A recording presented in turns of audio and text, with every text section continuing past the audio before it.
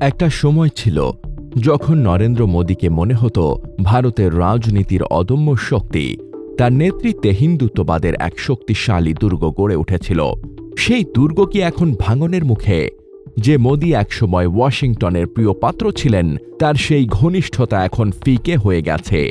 যে প্রতিবেশীরা একসময় বন্ধুত্বের হাত বাড়িয়েছিল, তারাও এখন দূরত্ব বজায় রাখছে।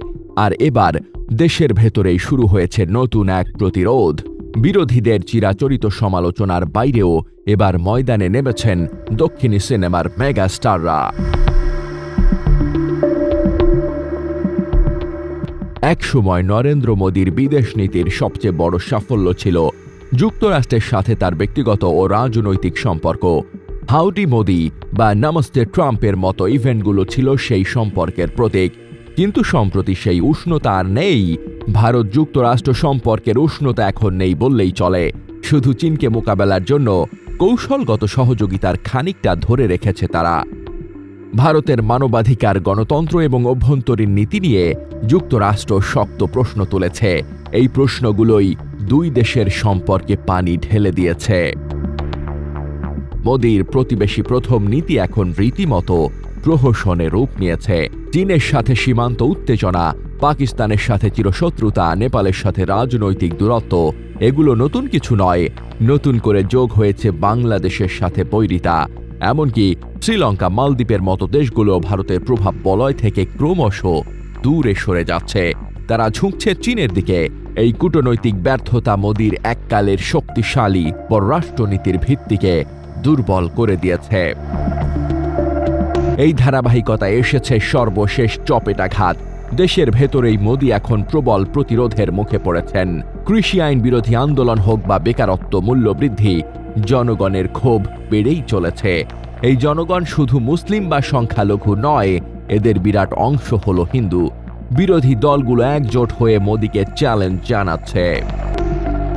সম্প্রতি বিরোধী দলগুলোর জোট ইন্ডিয়া মোদী সরকারের বিরুদ্ধে এক বড় অভিযোগ নিয়ে মাঠে নেমেছে। তাদের দাবি, নির্বাচনে কারচুপি করে বিজেপি ক্ষমতা দখল করেছে। এই ভোট চুরির অভিযোগ তুলে তারা দেশ জুড়ে বিশাল বিশাল মিছিলের আয়োজন করছে।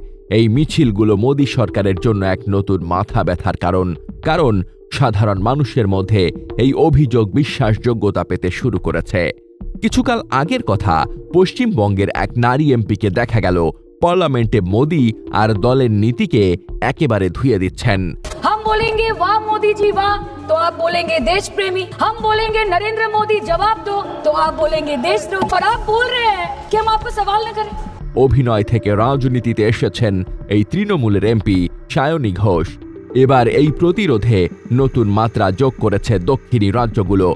বিজেপির তথাকথিত হিন্দু হিন্দু হিন্দুস্তান নীতি সেখানে প্রভাব ফেলতে পারেনি, বরং দক্ষিণী রাজ্যগুলো নিজেদের সাংস্কৃতিক ও রাজনৈতিক স্বাতন্ত্র্য নিয়ে গর্জন করে উঠেছে। আর এই স্বাতন্ত্র্য রক্ষার লড়াইয়ে এবার নেতৃত্ব দিচ্ছেন দক্ষিণী সিনেমার মেগা স্টাররা।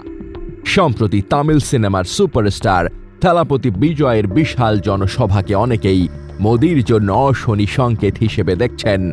বিজয় সরাসরি রাজনীতিতে যোগ দেওয়ার ঘোষণা দিয়েছেন। তার দলের নাম তামিলাগা ভেট্রি কাজাগাম। 2026 সালের বিধানসভা নির্বাচনে তিনি লড়াইয়ে নামবেন। বিজয়ের মতো তারকার রয়েছে লক্ষ লক্ষ সমর্থক। তার রাজনৈতিক আগমন বিজেপির জন্য একটা বড় চ্যালেঞ্জ। এতদিন মোদীর বিরুদ্ধে যে সাংস্কৃতিক ও সামাজিক প্রতিরোধ ছিল, বিজয়ের মতো তারকারা তাতে নতুন শক্তি যোগ করলেন। মোদী যে হিন্দুত্ববাদের দুর্গ গড়ে তুলেছিলেন, তার রাজনৈতিক ভিড় ছিল মূলত উত্তর ভারত। কিন্তু এখন সেই দুর্গেই ফাটল দেখা যাচ্ছে। কৃষক আন্দোলন, বিরোধী জোট এবং এখন দক্ষিণী তারকাদের প্রতিরোধ, এই সব কিছুর সম্মিলিত প্রভাব মোদীর রাজনৈতিক প্রভাবকে দুর্বল করে দিয়েছে। গুরুত্বপূর্ণ প্রশ্ন হল, যে মোদীকে একসময় অদম্য মনে হতো, তার সেই শক্তি কি এবার সত্যি ম্লান হতে শুরু করেছে? দেশের ভেতরে ও বাইরে একের পর এক চ্যালেঞ্জের মুখে পড়তে হচ্ছে তাকে।